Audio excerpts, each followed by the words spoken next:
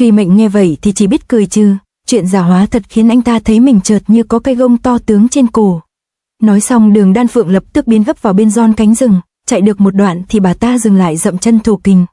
Đừng có tập thà thập thò nữa, bổn cung biết ngươi vẫn bám theo ta, mau ra đi. Đường Đan Phượng vừa dứt lời thì quả nhiên có người bước ra. Chắc là ngươi đã thấy hết những chuyện oái oăm vừa rồi chứ gì. Ta chỉ thấy một người mẹ tốt có quyết định vô cùng chính xác, còn những cái khác ta đều không biết.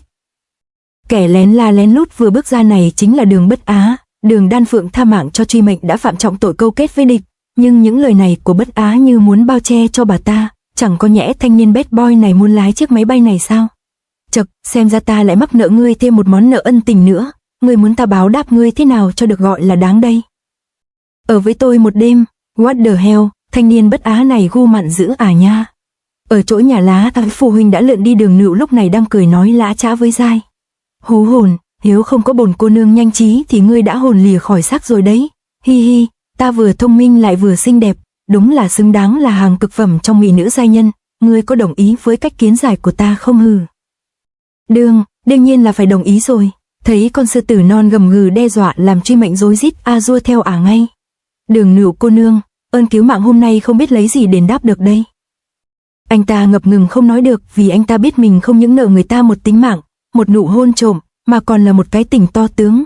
Truy Mệnh cảm xúc đang dâng trào thì một cái lọ đã nhét vào mồm của anh ta.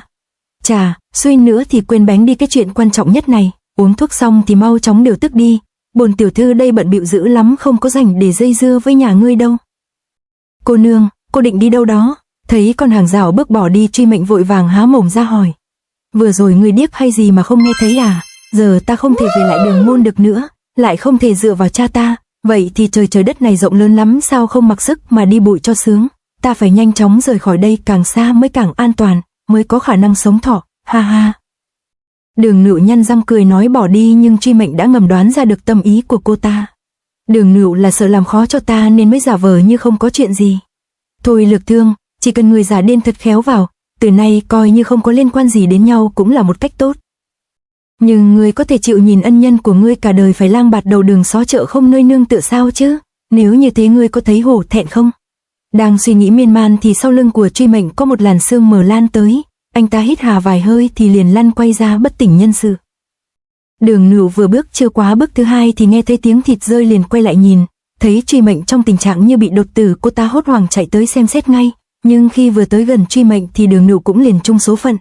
Ôi, sao đầu ta lại quay cuồng nặng trĩu thế này?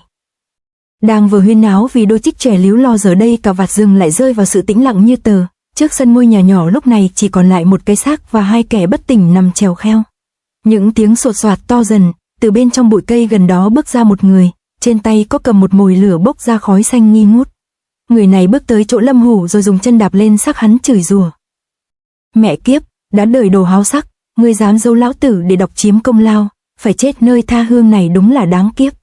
Dưới địa ngục nếu ngươi thấy ta không phí chút công sức nào mà vừa bắt được Truy Mệnh, vừa tìm được Dạ Minh Châu của chúa công về thì ngươi có tức đến ộc xì dầu không? Người vừa nói vừa đạp liên tục lên cái xác của Lâm Hủ này chính là Cửu binh vệ, Hắc Tâm Thiết, hắn ta đi lạc nãy giờ nhưng lại là kẻ đắc lợi, có được thu hoạch lớn nhất. Sau khi ngã giá thì Bất Á cuối cùng cũng đã đạt được mục đích của mình, Đường Đan Phượng cũng đành phải chiều theo ý của anh ta vì bí mật mà anh ta có trong tay về bà ta quá lớn.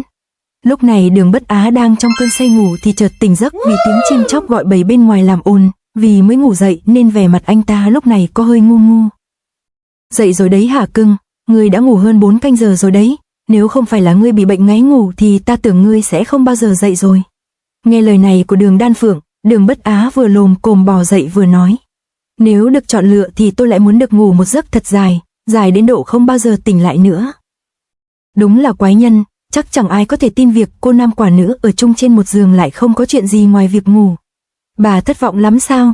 Tưởng Đường Đan Phượng coi thường bản lĩnh đàn ông của mình, Đường Bất Á liền hỏi các cớ lại. Đường Đan Phượng vừa bò xuống giường vừa đáp lại lời của y. Từ lâu bổn cung chẳng còn chút ham muốn gì nữa hết giáo, vì thế ngươi chỉ là làm ta bị hiếu kỳ hơn là thất vọng. Đường là một trong tam đại hộ pháp mà lại sợ cô độc là sao? Cần phải có người ở bên cạnh mới dám yên tâm để ngủ thì thật quá lạ kỳ. Ai mà chẳng có bí mật và nỗi khổ riêng, việc này cũng đâu có gì mà phải kỳ lạ chứ. Trong Đường môn thiếu gì phụ nữ, ta chỉ là lạ vì sao ngươi lại cứ một mực chọn cái máy bay bà già này, Để cho Đường Đan Phượng rót xong tách trà thì Đường Bất Á mới bắt đầu đáp lời của bà ta. Vì chỉ có bà hơi bị tôi nắm được đằng chui, cũng chỉ có bà mới cho tôi cảm nhận được tình yêu từ một người mẹ.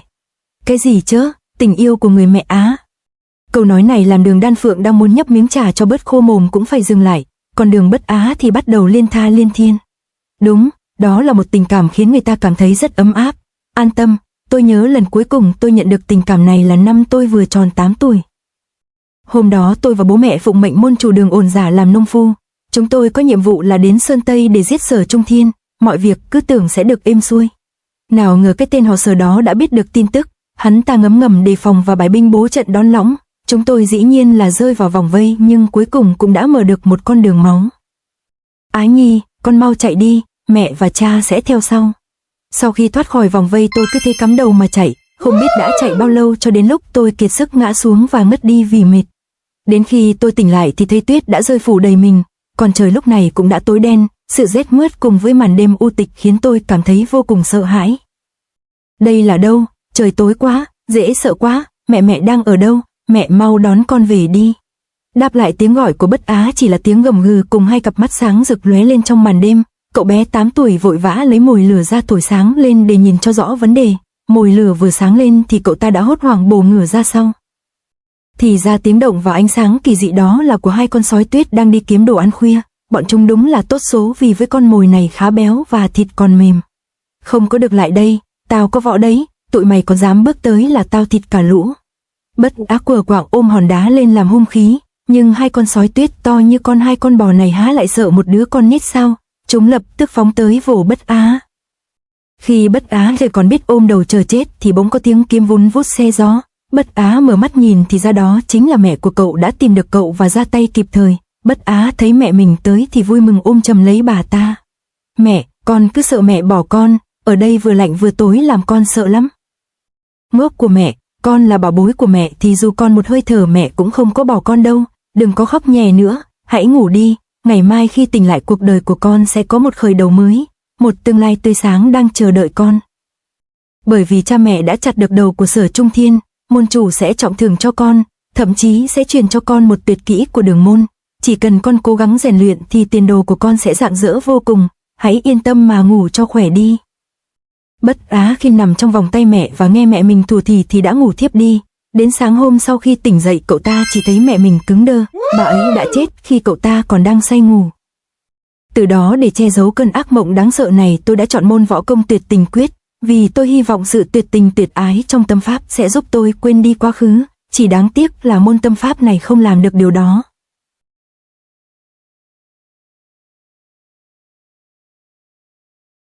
To be continued.